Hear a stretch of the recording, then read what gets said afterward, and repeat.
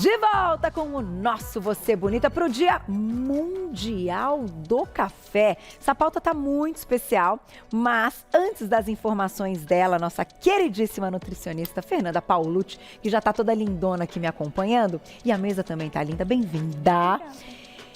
A gente vai apresentar aqui alguns dados e algumas informações do consumo de café, porque embora saibamos que o consumo é bem alto, os números são super interessantes. E já, Fê vai contar pra gente dos benefícios, né? Afinal, a gente gosta bastante. Olha lá. O café é uma das bebidas mais consumidas ao redor do mundo. O Brasil não é apenas um grande exportador, mas também o maior amante desse grão. Segundo dados da Organização Internacional do Café, em 2021, o mundo consumiu quase 166 milhões de saca de 60 quilos desse grão. No nosso país, já é tradição tomar café todas as manhãs. Os famosos pingados se tornaram um ritual para grande parte da população. Sendo assim, consumimos cerca de 21 milhões de sacas no ano passado.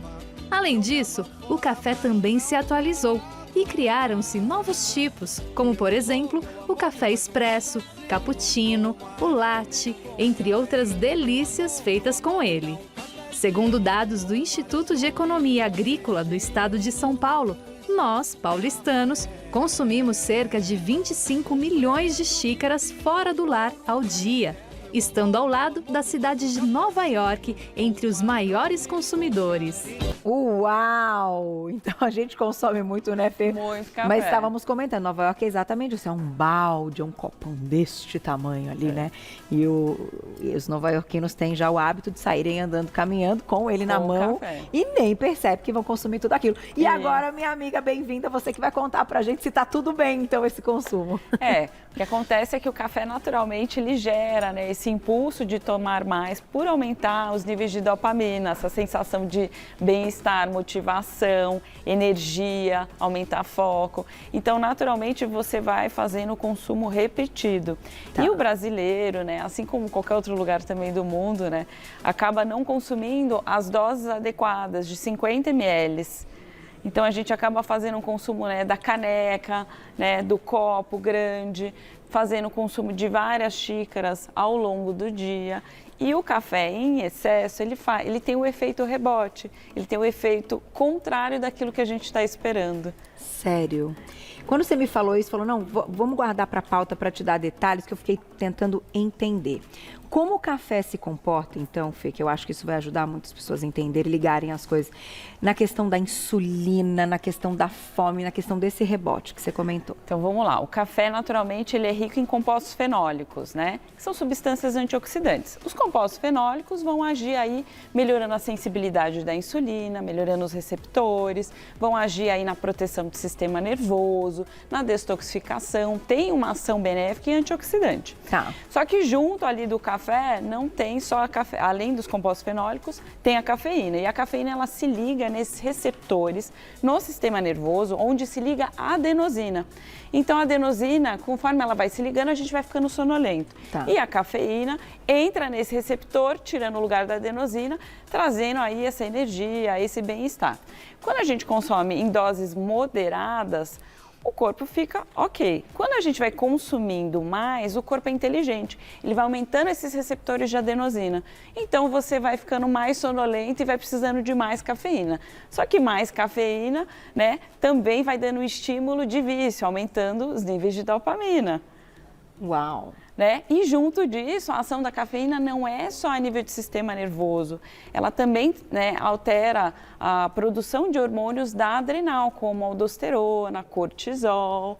E aí, esse efeito benéfico dos compostos fenólicos ali agindo nos receptores, melhorando a sensibilidade da insulina para levar essa glicose para a célula, junto com o aumento de aldosterona e de cortisol, eu posso ter um efeito contrário. Então, começar a ter uma oscilação da neoglicogênese. Então... Ou você pode ter hipoglicemia com consumo excessivo. Tá. Ou em longo prazo, uma pessoa que faz uso de um café expresso pode começar a fazer acúmulo de gordura visceral. Olha que interessante. Eu posso ter um aumento da detoxificação com o café, mas o excesso eu piora a minha metabolização dessa cafeína e faço uma sobrecarga aí de fígado. E pode, então, engordar. não engordar, mas a palavra que eu posso dizer, a gente pode começar a ter acúmulo de gordura, principalmente na região do abdômen, por essa oscilação desses hormônios aí da adrenal. E aí, se a gente pensar que a cafeína tem um tempo de vida no nosso corpo, né, entre 8 horas, se eu tomei 2 xícaras de expresso, passou 8 horas, eu tenho 100 miligramas, passou mais 8 na hora de dormir, eu estou com 50 miligramas, pensando numa quantidade moderada. Esse sono, ele não vai ser um sono tranquilo. E ao invés de eu produzir, né, ondas alfa para entrar na fase 1 do sono, eu vou ter mais essas ondas beta. E aí, essas ondas beta não me deixam entrar na fase 1, inclusive não entrar na fase 2. E na fase 2 é onde eu produzo mais testosterona e GH. Então, que são hormônios super importantes para aumentar a massa muscular, longevidade, acordar restabelecido. Ela tentou me explicar isso pelo WhatsApp. Eu falei, não, você vai explicar isso lá no programa. Entendeu, diretora? Porque eu contei pra Glaucia. Agora eu tô entendendo, porque a pauta era pré-fechada, né, o tema. Aí eu falei pra Glaucia, não, mas calma. Eu falei, calma, que ela vai explicar. Vocês estão entendendo aonde chega a questão? E eu te perguntei justamente porque eu bebo muito café. Eu notei umas coisas, eu falei, gente, não sei se café... E depois que você me disse isso, eu reduzi realmente bastante. Café pela manhã, 2 cafés pela manhã é maravilhoso. Vários cafés, aí entra uma questão genética também.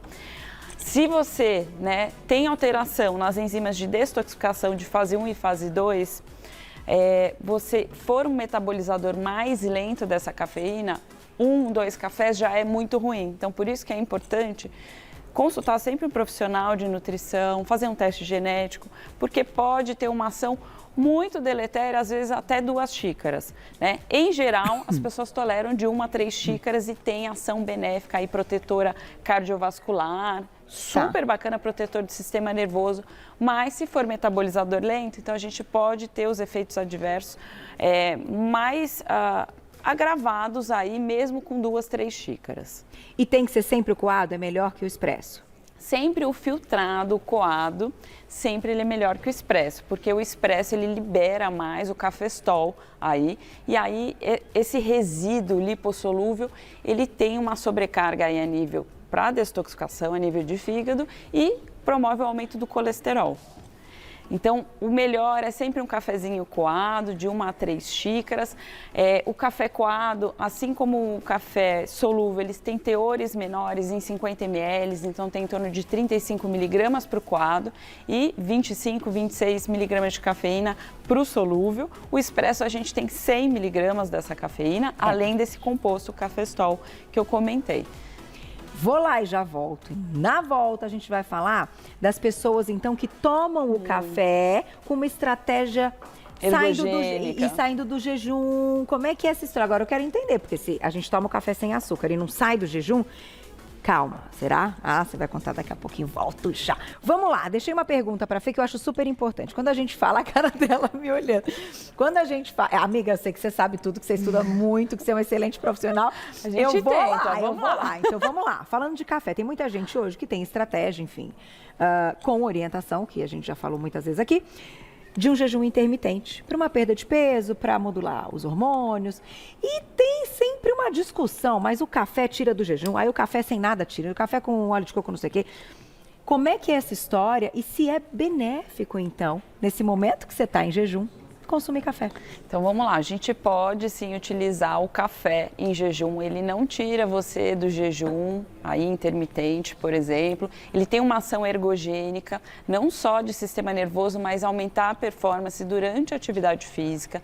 Se a gente pensar nesse café coado, que a gente preservou os compostos fenólicos, né, esses micronutrientes, fitoquímicos com ação antioxidante, a gente estimula a termogênese aí, então ele tem esse perfil, aumenta a adrenalina, a gente vai lá no tecido adiposo para recrutar a gordura, mas se a gente pensar em tomar muitos cafés ao longo do dia, a gente vai mandar embora micronutrientes importantes como magnésio, ferro, zinco, né, selênio, e a gente depende desses minerais para gerar energia intracelular. Tá. Para a gente não ter uma fadiga aí muscular, para a gente ter mais disposição.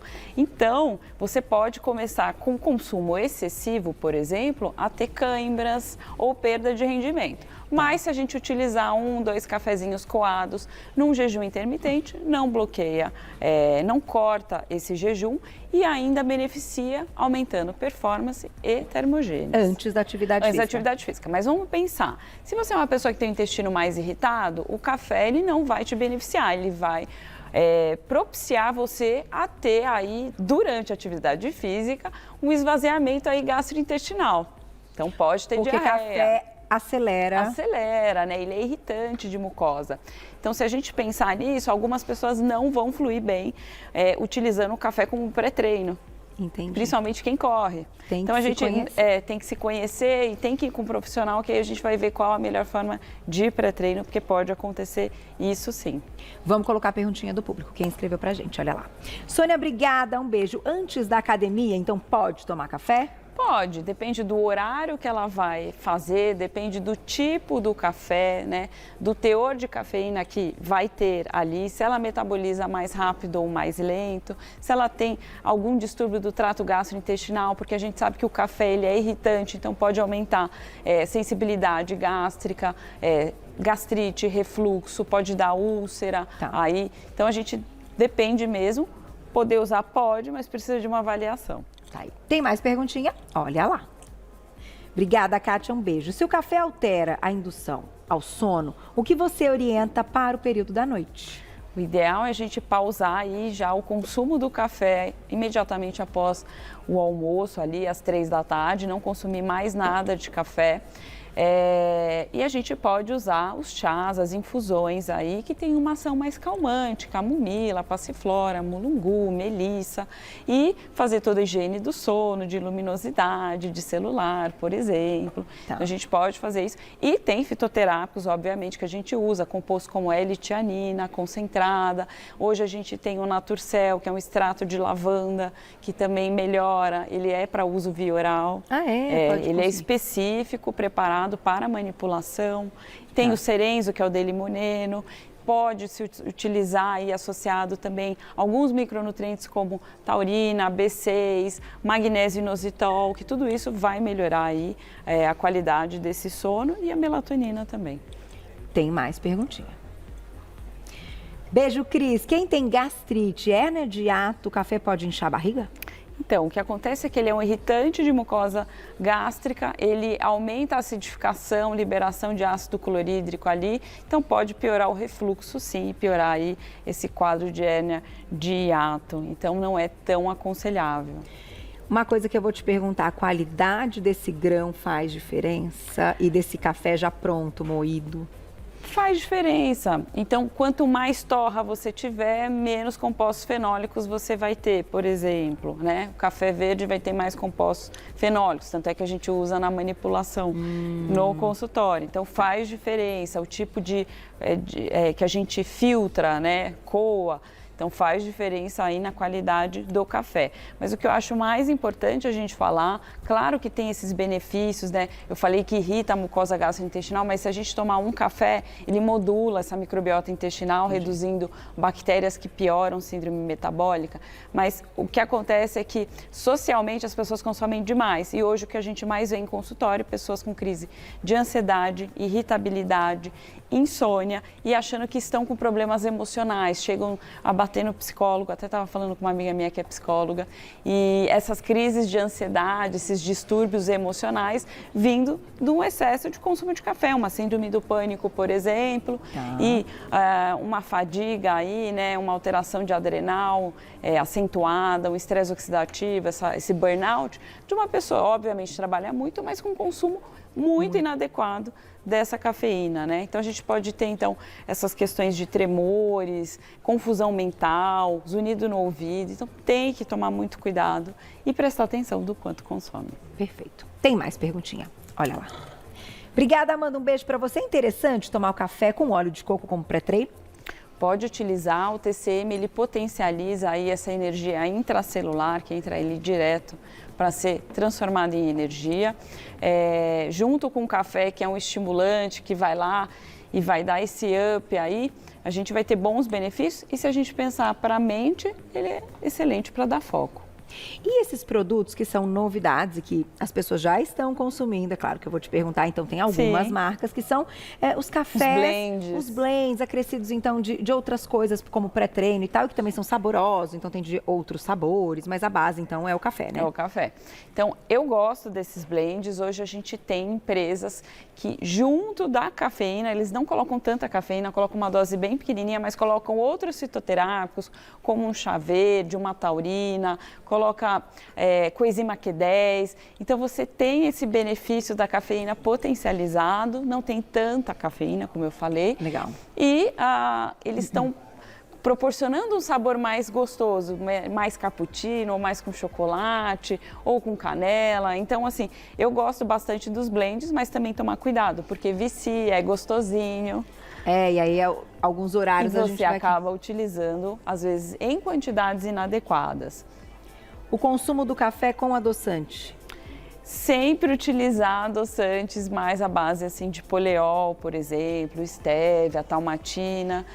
Não utilizar o sucralose ali, porque a gente sabe que o aquecimento da sucralose tem resíduos ali carcinogênicos, né, que são ruins para o nosso organismo. Não colocar o café em copinhos de plástico, sempre em xícaras de vidro, né, de porcelana, porque a gente sabe que qualquer calor migra substâncias aí, né, para o alimento, assim como o café expresso e esses de máquina, né, das cápsulas.